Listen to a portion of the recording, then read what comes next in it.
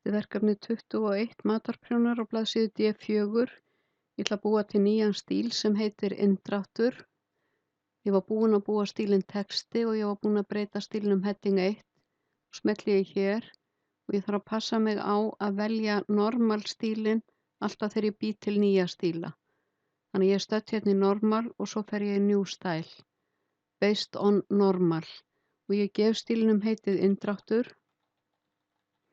Það er svona eindregin tilvitnun og hérna er línubil 1, hérna er vinstri jöfnun. Ég get stillt hér á fulla jöfnun og ég get valið 9 punkta letur hér og skáletur. Þetta eru svona flýtihnappar.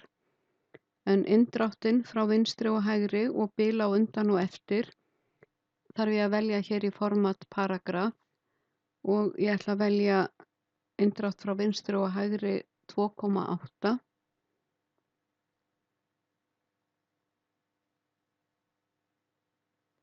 Ég get líka skrifað það hér 2,8 og bil á undan og eftir 6 punktar.